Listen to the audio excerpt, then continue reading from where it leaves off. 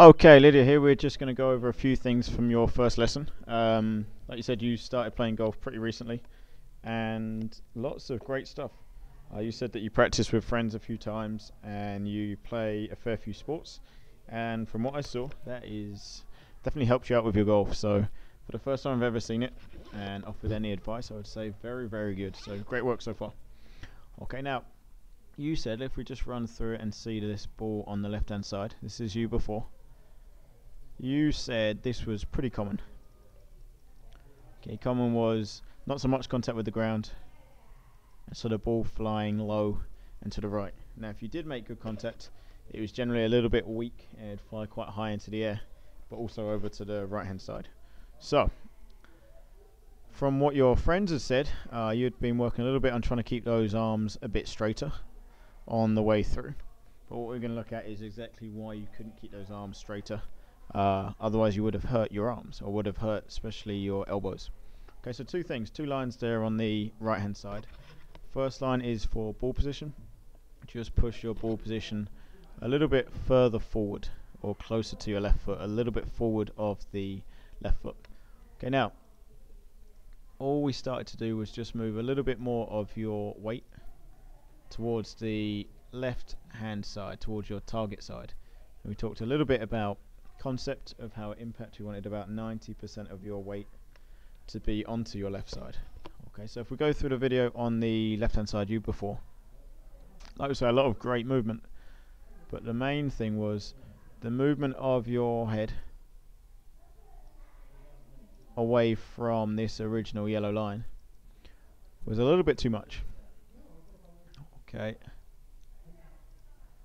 so this movement just here.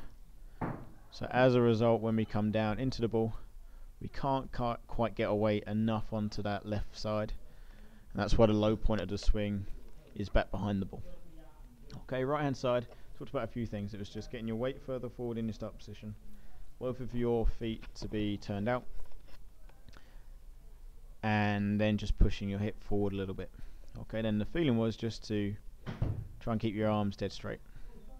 So as we go back, I'd say you did a pretty good job of that. Both arms are straight. If we see where that red line is on the left hand side and draw the same line over here, it's going to be tiny, okay, because your head movement is much less. So your weight is still, well, you haven't moved so much over to the side.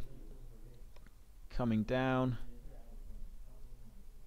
into your impact position before, this is when the club didn't quite reach the ground,